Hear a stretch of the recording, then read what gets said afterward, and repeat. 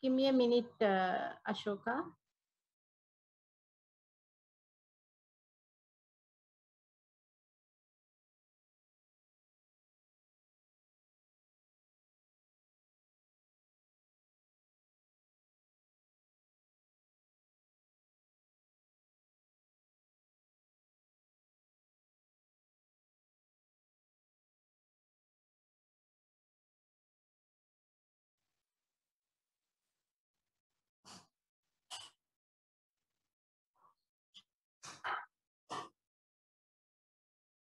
Okay, we can start, right?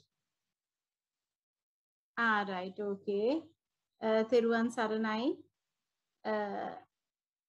I think during last few sermons, our Venerable Elavala Vijitananda Thero, he discussed the 37 requisites for enlightenment and then 10 evil forces, right? So I think I will start with the 37 requisites for enlightenment. I think everybody may have heard of the Sattis Bodhipakya Dhamma, right? So there are 37 requisites for someone to attain. If someone wants liberation from cycle of rebirth, there are 37 factors that you will develop within you, and you have to understand these. Right now, these 37 is actually categorized into 7 sections. Now, the first section is 4 foundations of mindfulness. That is Satara Satipatthana. There are 4 there, four factors. And Satara Sammapadana Virya, that is the second lot, right? There are 4 there, 4 kinds of right effort, right? So there are 8 now. The third category is 4 bases of psychic energy. Satara Iddhipada, 4 bases of psychic energy, right? That is the third section. Then fourth section is Pancha Indriya, right? 5 spiritual faculties. So we have heard of the normal faculties, our faculties, what we have received from birth, right? Now these are 5 spiritual faculties, Pancha Bala. And the fifth one is, Pancha Indriya. The next one is Pancha Bala, 5 powers, right? The sixth one is Satta Bojjhanga, 7 factors of enlightenment. And the 7th one is Arya Ashtangika Margaya. Those are Noble Eightfold Path. So the Noble Eightfold Path we discussed during last few days. The other factors only we have to discuss now. Actually, as you all know, the 4 foundations of mindfulness, those are, first one is awareness or the mindfulness of the body, mindfulness of the sensations, and then mindfulness of the mind, consciousness or the mind. And third one is consciousness of the mind objects or Dhamma. Right? Those are Kayanupassana, Vedananupassana, Dhammanupassana, and Chittanupassana. Now, this is very interesting because now we are doing the walking meditation, which is a Kayanupassana, which belongs to the awareness of the body. Right? We focus on the source of our feet. Right? So we are practicing a Kayanupassana meditation, mindfulness on the body. Right? Now, sometimes I see some devotees, they try to develop each one separately. They say, now I have done Kayanupassana, I have done the walking meditation. Now I want to do Chittanupassana, right? Or Dhammanupassana, mindfulness on the mind objects. But this is wrong. Like, this is wrong in the sense Buddha has stated that when one is practiced, all the other 3 will happen automatically.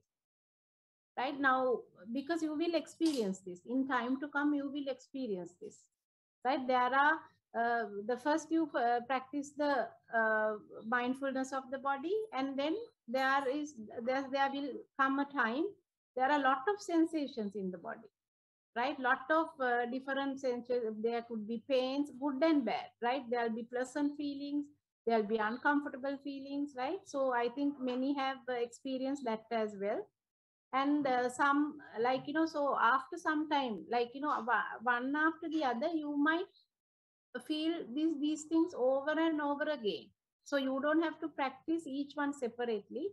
Once you practice the Kayanupassana, that is mindfulness on the body, right? So we practice the walking meditation, the other things will happen naturally, automatically, right? The second category is the four kinds of right effort, right? Satara Sammapadana Virya. I think we discussed it yesterday when we were discussing noble effort, right? Those first we discussed four: Kayanupassana, the mindfulness of the body, and so on. There were four there, and now there's another four, so there'll be 8, right? That is, the first one is the effort to overcome unwholesome states not yet arisen. The second one is the effort to overcome unwholesome states already arisen. And the third one is the effort to generate wholesome states not yet arisen, and the effort to develop wholesome states that have already arisen, right? So there's 4 here, and there's previous 4 under mindfulness four foundations of mindfulness, and there's 8 now, right? Out of the 37, we have discussed 8. Now, the third category is the 4 bases of psychic energy. Those are called Satara Iddhipada. Now, this is a little confusing sometimes. Now, I will discuss this. Now, those 4 are Chanda Iddhipada, Chanda, Chitta, Virya, Vimansa. Right? Chanda, Chitta, Virya, Vimansa. These are the 4. Now, Chanda is now the psychic power of willingness or like commitment towards to do something. Now, if you want to practice walking meditation, the willingness or the commitment to do that, you need the psychic power for that, right? That is the first one. The second one is Chitta Iddhipada. That is the application of the mind, right? Application of the mind is the Chitta Iddhipada, and the psychic power of effort is Virya Iddhipada. Fourth one is, mostly I have seen this had been misinterpreted, Vimansa Iddhipada, right? People think Vimansa means Vimasilimat, like, but it's not that. Vimansa is actually the know-how. How to, like, in walking meditation, you have to have a know-how, right? So these are the 4 psychic energies that we talk about here. Now, actually, Thero, I think, I'm not sure, because he has been, during his previous sermons, he has explained this, how a child, like a small practice of spitting, right? How a child, an elderly person, and a normal person would do this simple act, right? Now, see, now even a child, we'll say a child want to spit out something, right? Even an old person want to spit out something, right? Now, the chanda is the willingness to spit it out is there, right? But application of the mind, now that is also there. Both they have the need, their mind, the application of the mind to do spit out is there, right? But the psychic power, the effort is also there, right? But now imagine a child, he doesn't have a know-how, he doesn't have the know-how, he wouldn't know how to spit it out, so it will just dribble on him, right?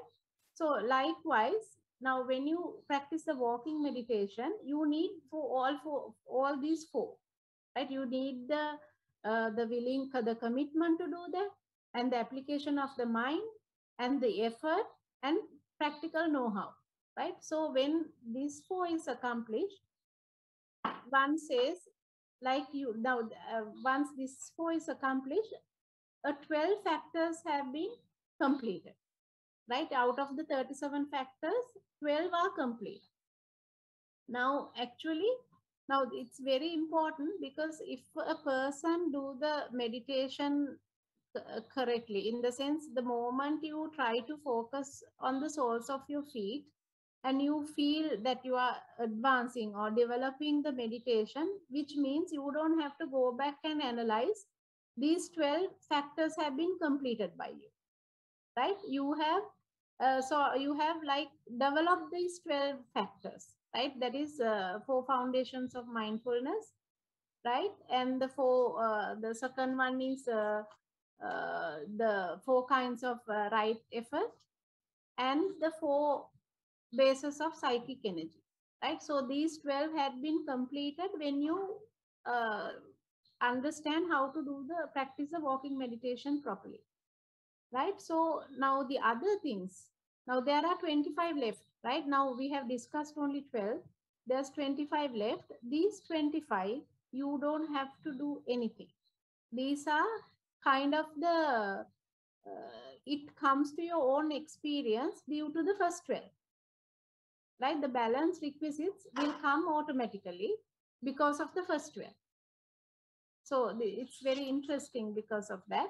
And the other things, now other, there are, now we discussed 12, there are now other 5 pancha indriya, right? Pancha indriya is 5 spiritual faculties. Now we have discussed about faculties what we are born with, that is our eyes, ears, nose, tongue, and the body, right? These are the faculties that create samsara. We discussed that also, right? The noble, not the noble, the 8 factors will just come to life, and then with the view, wrong view, the suffering is created. The cycle of birth and rebirth is created with each time you see something or you hear something. But Buddha says, a person who accomplished the first 12, you will start developing these 5 psychological faculties, right? Like these are sort of mental faculties. These are not faculties which you can see, right? These are mental faculties. Those are Shraddha, Viriya, Sati, Samadhi, Prajna, right? First one is Saddha, is confidence. I like to call it confidence rather than faith, right? Confidence in Dhamma or the practice that you are doing. And the second one is mindfulness, Sati. And third one is Virya, is effort. Then Samadhi is concentration. And fifth one is wisdom, right? Prajna. So these things, due to the first 12, you will gain this, right? You will gain this the sort of these 5 mental faculties, these spiritual faculties will develop within you, right? Will emerge within you. Now, for a person, now we'll say the person who has completed the first 12, right? When you start feeling the elements within your body, right? When you really focus your concentration on the soles of your feet, you have completed the first 12 factors, right? There is the the training of morality and training of concentration is already there, right? Now from here onwards, the training of wisdom begins, right? Now now a person who had accomplished up to this first 12 factors, then your mind is very pleasant, right? You are very peaceful, you are calm. Even someone comes and uh, shout at you, you don't get angry, right? Most of the people are mistakenly think that they have attained the state of stream entry. This is they have attained the state of sotapan, right? Once you accomplish the first 12. But here comes these 5 spiritual faculties, then everything changes. You know, the reason is especially the sati indriya, right? The mindfulness faculty. It start uh, like, you know, giving it starts showing you every little thing in your mind, right? It's very fascinating because you will now you will, when you develop the first 12, and then with this, there's 5 factors here, so there'll be 17, right? Once these 17 is there, you will really feel really restless and distracted, right? You might have continuous flow of thought and external stimulants, and the meditators will feel very unusually intensified emotions during this period, right? It's like you may feel anger, sorrow, fear, lust, disgust, boredom, lethargy, like whole sort of things. It's all because, why? Because all this time we have sort of analyzed everything with the faculties that we are born with, right? So because of the practice, now we have super faculties, right? We have spiritual faculties where they are way beyond, their efficiencies way beyond the ones that you are born with, especially the Sati Indriya, right? The mindfulness faculty. It has the ability to show your thoughts.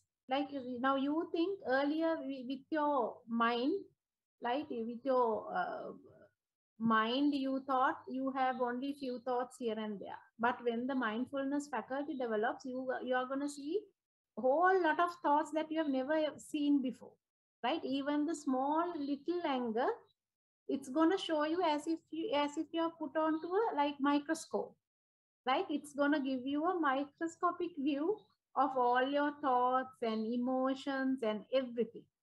So actually, for us to now, from being from a mundane level, right, in order to advance towards a super mundane level, you really need these spiritual faculties, right? Otherwise you wouldn't know what is all the things that you are all inside. You would never know. So that is why we need a insight meditation to see these things. But with tranquility meditation, what happens is all these things are suppressed, and you are not going to feel anything, and you will falsely believe that you are very wholesome and pious, and you will come to the wrong conclusion, right? With insight meditation, you are going to see all the ugliness within, and the meditator will become very restless and very upset during this period, mainly because you are going to see the reality, right? But it's very easy.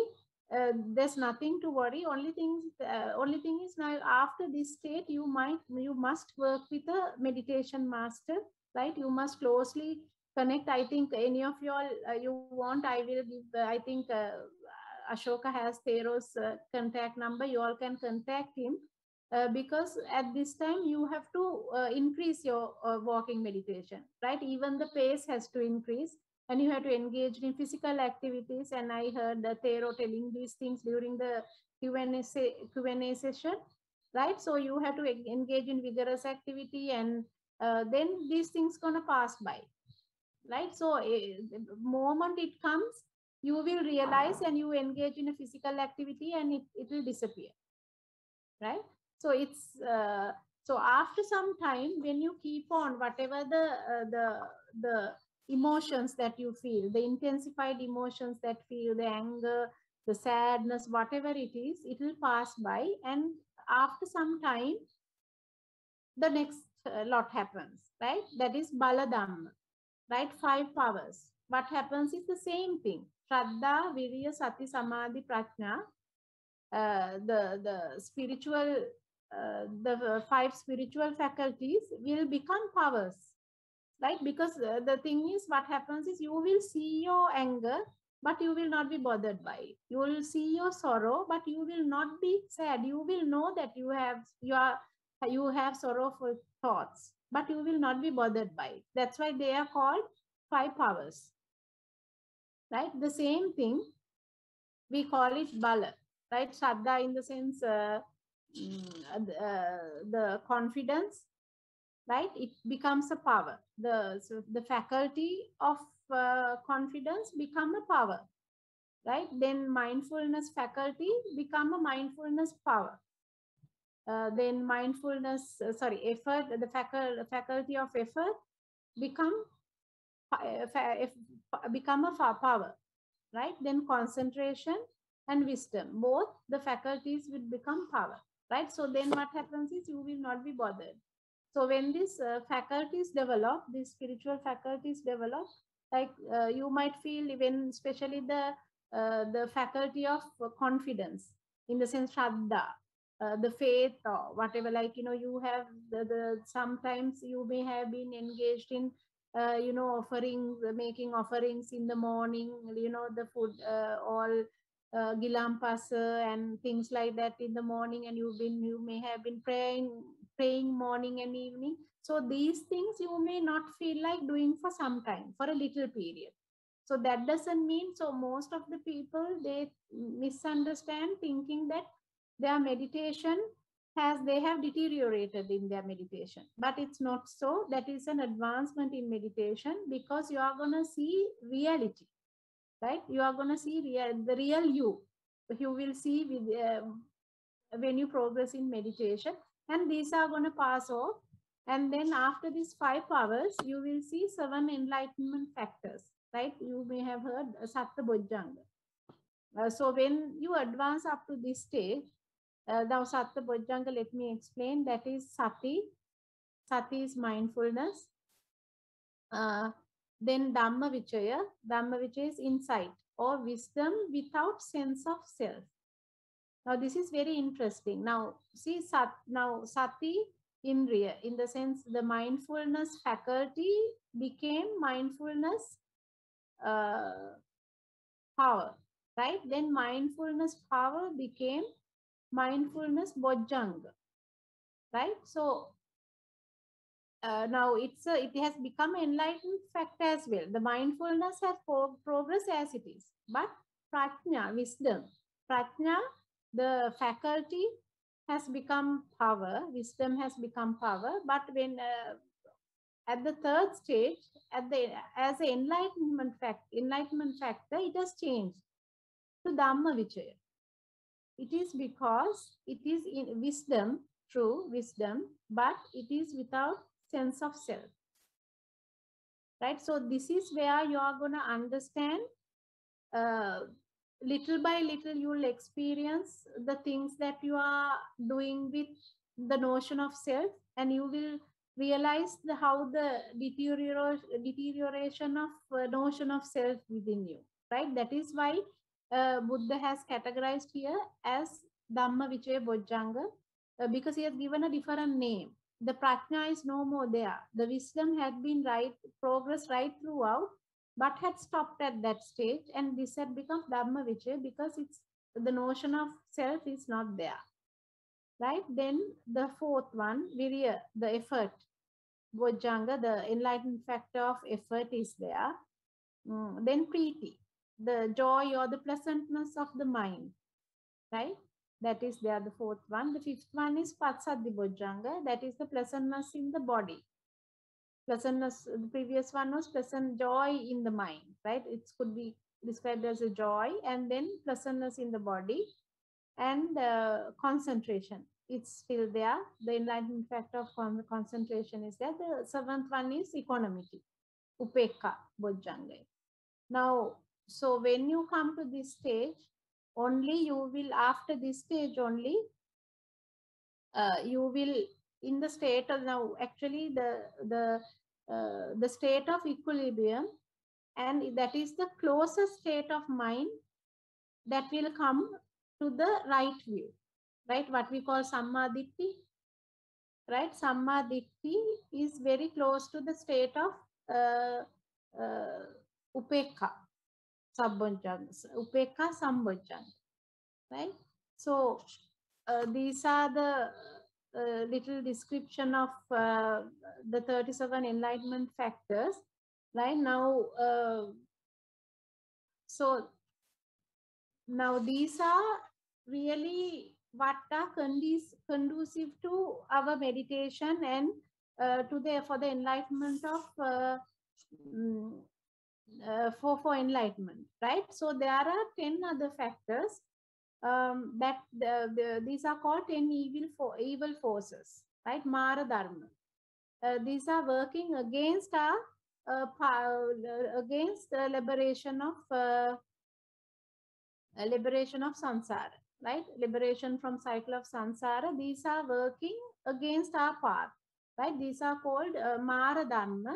But when you say Mara, most of us think it's actually the beings, Mara, the beings that are, heavenly creatures who come and time to time disturb us. But it is not so. These are actually mental non-committants, right? Sort of mental things that emerge within us, right? When you on your journey towards nibbana, right? These 10 are kama. Kama is sensuous desire. Second one is aratya. Aratya is aversion towards lesser meritorious deeds, right? And the third one is sapipasava, that is thirst and hunger.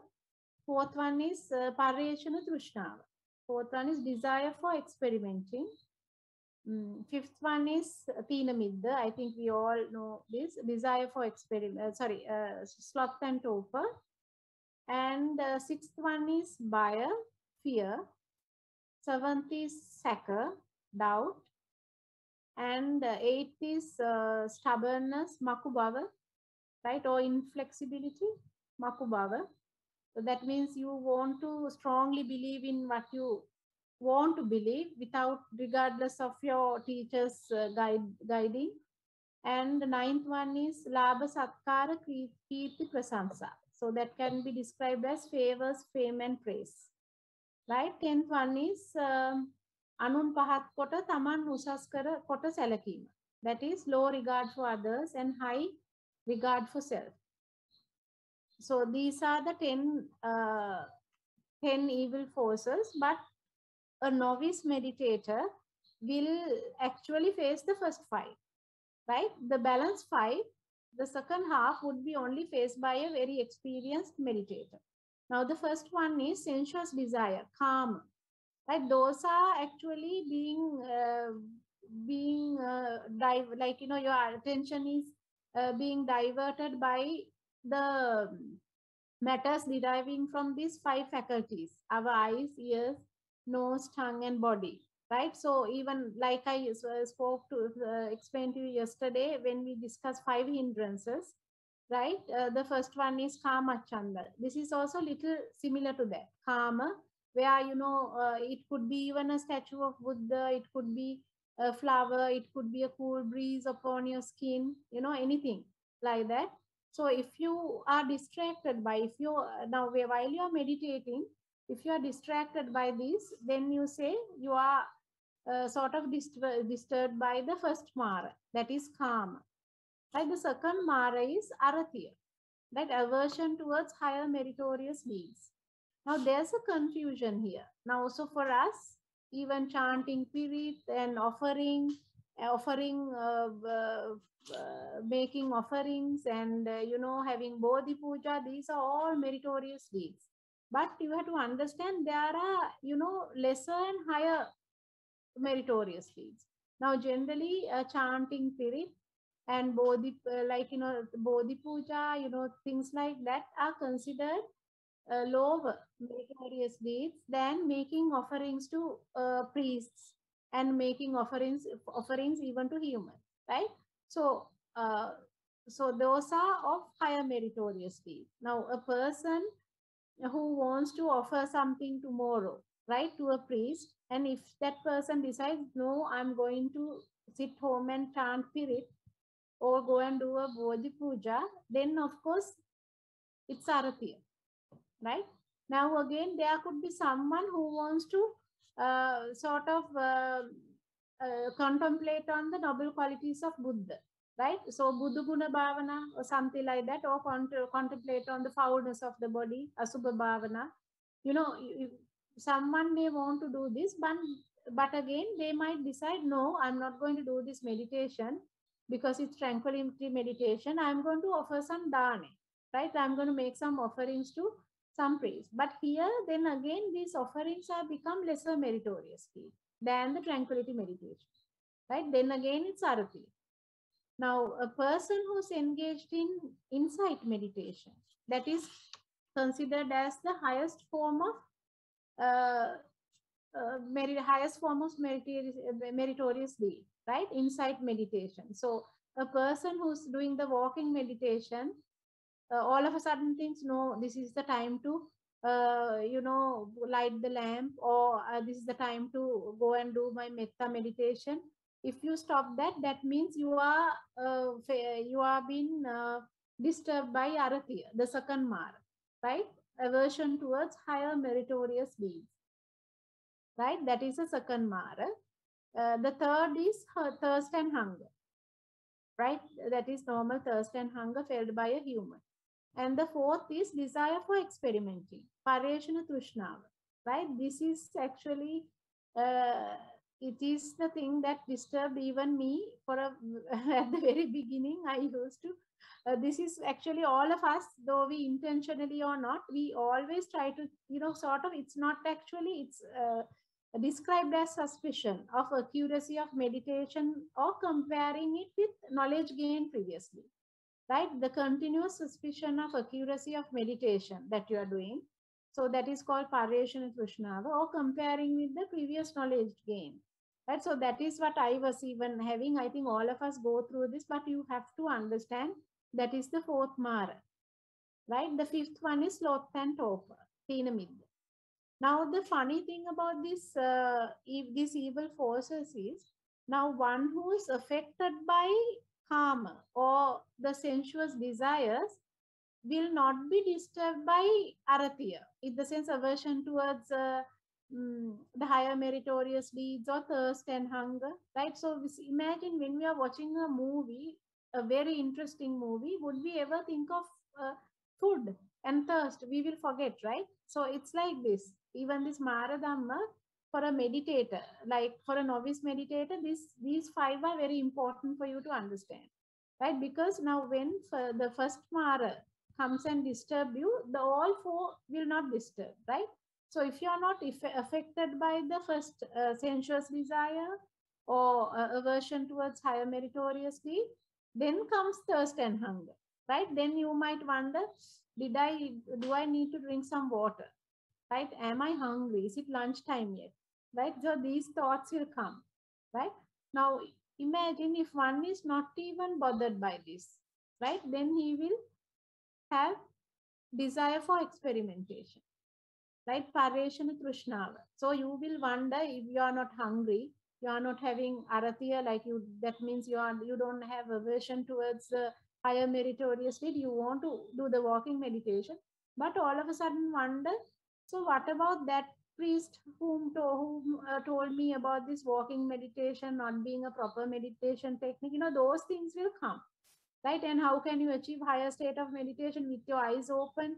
And how can you gain higher a state of samadhi? Those things will come, right? So even when this four doesn't come, the fifth one will bother you. That is the one, I think, the last two, in the sense the fourth one and the fifth one, the desire for experimenting and sloth and torpor. Those are the things that bother mostly, right?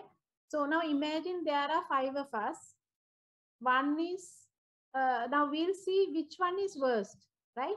So imagine now, at this moment, five of us started meditation at the equal time, and we made equal efforts. We did everything, but one is admiring a flower, right? Another one is thinking of lighting a lamp near the Buddha statue, right?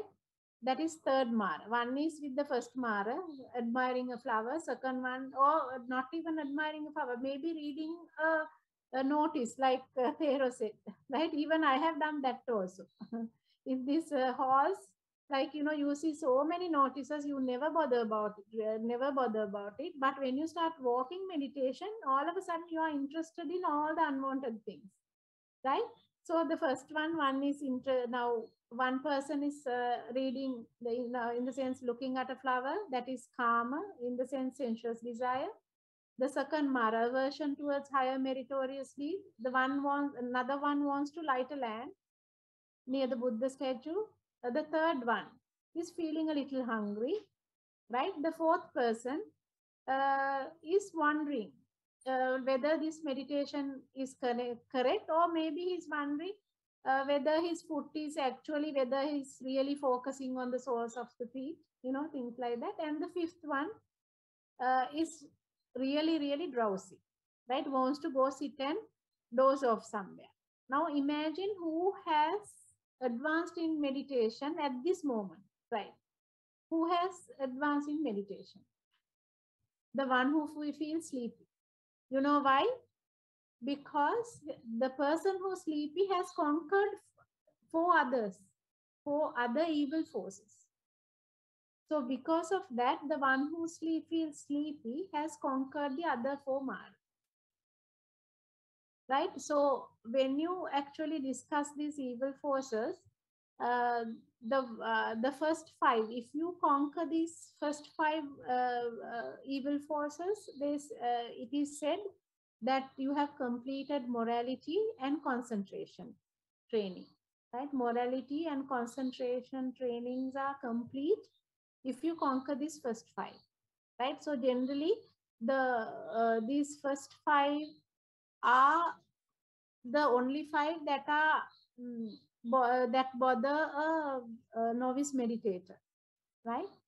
But only thing is the rest, the balance five are mainly you have advanced yogi will only be affected by these five. I think I went a little above my time, 5 minutes above my time.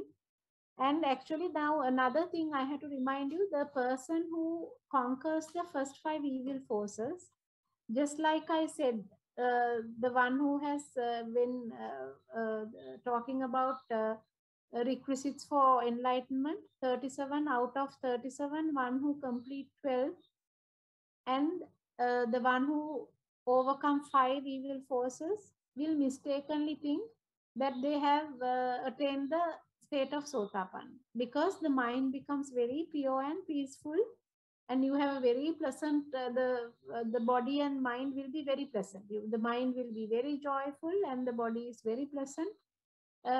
Once you come, once you overcome these five first evil forces, right? But later on, the 6, 7, 8, the fear. Sixth one is fear, that is Baya. The 7 one is doubt, that is Sakha. 8 one is inflexibility or stubbornness, Makubhava. 9th one is Labha Satkara Kirti Prasansa, that is favors, fame and praise. Then 10th one is Anun Pahat Kota Taman Usas Kota Salakima, low regard for others and high regard for self. Right? So these five actually affect during the stage of wisdom training. Right? So it's very interesting when you learn these things and when you experience these things. It's very, very interesting because you will understand the power of Buddha, the profoundness of his Dhamma. When you keep on meditating and when you see all this, you will experience the 37 enlightenment, the requisites for enlightenment, you will experience it, right? So then you will understand who Buddha is and what a profound teaching that he has given us. And so, like, you will be in awe, right? So it will be really, really great if you have come, like, practice these 5 days. And I think you all have. And I think with the questions, I think Tero was very happy. So it's great that you have done. And try to give this to others, just like, we also, because this is so simple, right? Now imagine from birth, from childhood up to now, how many thousands of kilometers we may have walked, right? But we have only created samsara, cycle of rebirth, that we have only created samsara, and we have now got an opportunity, and we have now got a, sort of a knowledge how to work towards eradication of that, right? How not to create samsara, how not to create cycle of rebirth, but by doing such a simple thing, just having your focus on the source of your feet. Now imagine the knowledge of Buddha, right? With such a simple thing. He is teaching us to the liberation of samsara, right? It's such a simple thing. So I think you all have done well during these 5 days, and I hope you will keep on meditating. And a few other things, I think Tero will explain. I think during these last 5 evil forces, he will explain during next sermon, and also few other things. I have that day I told you. Now, first you will feel the elements inside the body. Now, first drowsiness, right? Once you overcome drowsiness, you will start feeling the elements while meditating, right? Then after that, when you are relaxed, you will feel the elements inside your body. Then you will feel elements, whatever you do, like Thero discussed this evening, while driving, while doing lot of things, you will start feeling the elements. But what you have to do is you have to keep on doing whatever the task that you have been engaged in, right? But don't try to concentrate on other things, like, don't try to think of virtues of Buddha, or try to contemplate on metta meditation while engaged in cooking, right? Don't do that. Just happily do your task, happily do the cooking. Then uh, automatically the elements will emerge within you, right? The elements will manifest within you, and then what happens is your whole life will become a meditation. So automatically your mind will come to a higher level of concentration. Right now, I think you all know this is actually Buddha has given this the four foundation of mindfulness, right? In this sutta of four foundation of mindfulness, he has categorized this under Iriyapata, right? I think it's like motions of the joints, something that is the way I can explain it, right? He has categorized this walking meditation under that section, right? So which means when you keep on meditating like this, the as I told you, whatever you do, you will start feeling the manifestation of the elements: fire, air, water, uh, and earth, right? Those four you will start feeling, and after some time it will become very subtle, right? Once it becomes subtle, after some, when you keep on meditating, whatever that you do, the meditation will start happening within you, right? That means the Buddha has categorized this under Iriyapata section. Iriyapata in the sense motioning, more like, moving of your joints. Any task that you are engaged in, which involves in moving your joints, the meditation will automatically happen. You don't have to keep your concentration on each joint. The meditation will automatically happen, right? You will feel the difference. You will know when you go to that state. So even whatever I told you, the anger, the sorrow, whatever that you feel, the fear, the lust, anything, right? Even if you do something like this, even when you move your hand like this, it will disappear, right? I do it with the children. When they feel get a headache, even physical ailments or psychological negativities that you feel, even when you pull your fingers, I teach them to do these things. If they are in a state where they can't walk or play, I ask them to either walk or play. If they can't do this, I ask them to move their fingers like this. There are children who, by doing this, they can overcome fear.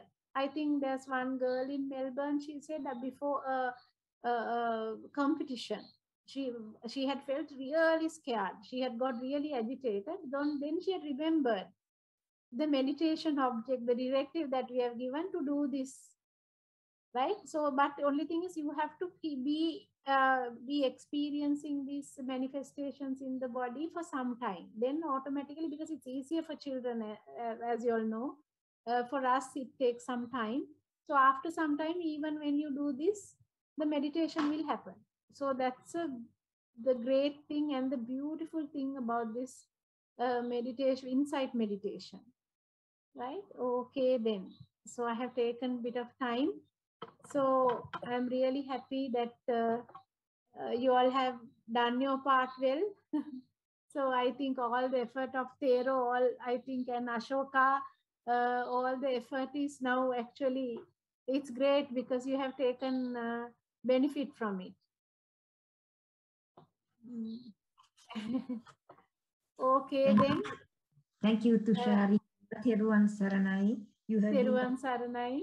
And I wish you all the very best, and I wish you all attain supreme bliss of Nibbana this lifetime itself. Theruwan Saranai. Same. Theruwan Saranai. Theruwan Saranai. Theruwan Saranai.